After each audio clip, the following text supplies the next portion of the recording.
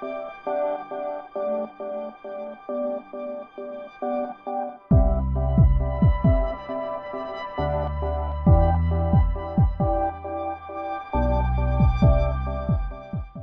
millésime 2018, il a plusieurs visages parce qu'aujourd'hui on a des vins dans un verre, des vins dans une bouteille qui sont absolument exceptionnels, qui allient l'étoffe, la densité et beaucoup de fraîcheur et d'élégance. Donc on est très content parce qu'on a des millésimes qui expriment, on a des vins qui expriment le millésime et en même temps la typicité de nos maisons.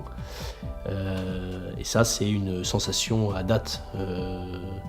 Quand on marchait dans les vignes au mois de juin et qu'on était sous orage après orage, dans des conditions climatiques presque tropicales où la vigne demandait qu'à prendre la tangente, là on était dans une dynamique totalement différente et beaucoup moins euphorique que celle qu'on a aujourd'hui. Donc c'est un millésime qui a été en 2 teintes, qui a été très compliqué au printemps et à l'été, qui nous a demandé énormément d'investissement, de présence, de temps. Si nos chefs de culture et nos gars à la vigne n'étaient pas là 7 jours sur 7, 24 heures sur 24 pour faire les bons choix au bon moment et pour accompagner la vigne, on aurait pu ne quasiment rien ramasser, tellement la pression était importante.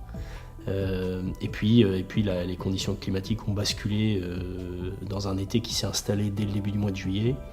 Et on a eu ensuite la chance d'avoir juillet, août, septembre avec des conditions climatiques exceptionnelles, beaucoup d'ensoleillement, sans excès de chaleur, avec des équilibres qui ont été maintenus et qui ont permis d'avoir une maturité qui s'est faite dans le temps.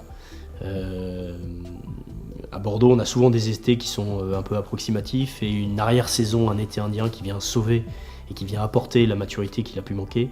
Là, elle s'est faite progressivement. Moi, j'ai passé, avant de travailler à Bordeaux, j'ai passé 10 ans en Argentine et quand vous vivez en Argentine, vous vivez au coin de l'Assado à faire des barbecues traditionnels et ils ont une façon de cuire la viande qui est très particulière où ils font des feux très doux et ils font cuire la viande pendant très très longtemps qui lui permet de garder tout son jus, toute son intensité mais d'être cuite de bout en bout et c'est ce qu'on a sur le millésime 2018, on a cette maturité, cette cuisson si je puis dire des tanins qui est absolument parfaite et pour autant on garde du jus, donc c'est un millésime assez exceptionnel et qui aujourd'hui nous réjouit et je suis convaincu qu'il réjouira tous ceux qui auront la chance d'ouvrir des bouteilles.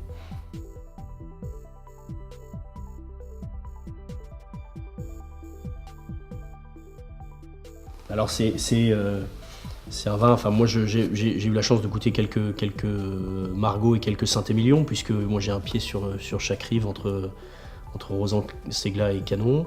J'ai pas été goûter tous mes voisins du Médoc ou des Graves, mais sur ces 2 appellations-là, en tout cas, on retrouve des caractéristiques communes qui sont l'étoffe. On a un niveau de densité qu'on a rarement atteint et pour autant qui n'est pas pesant. C'est le risque d'un millésime comme celui-ci où il y avait une charge phénolique importante, une extractibilité qui était très belle et une belle maturité. On risquait d'avoir des vins qui pouvaient être ou alcooleux ou trop extraits ou trop tanniques. Nous, c'est pas le style de la maison, ça n'a jamais été le nôtre. On travaille notre viticulture de façon à conserver beaucoup de fraîcheur et c'est ce qu'on a sur le vin. Donc il y a de l'étoffe d'un côté, du jus, on a vraiment l'impression de croquer dans un fruit très mûr, très intense, très savoureux. Et pour autant, on a beaucoup de fraîcheur, beaucoup d'élégance et de sophistication. Donc il a ces deux visages qui en fait un très grand vin et qui en plus pour nous a un goût un petit peu particulier parce qu'il a un goût de victoire.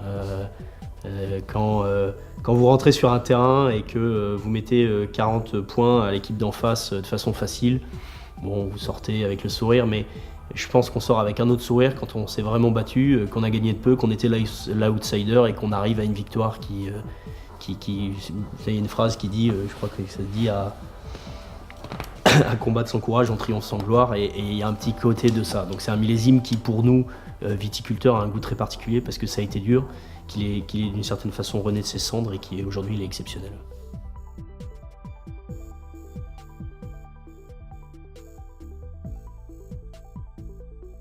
C'est un très joli millésime qui associe plusieurs choses. Il y a le côté sexy, charnel, presque latin du 15.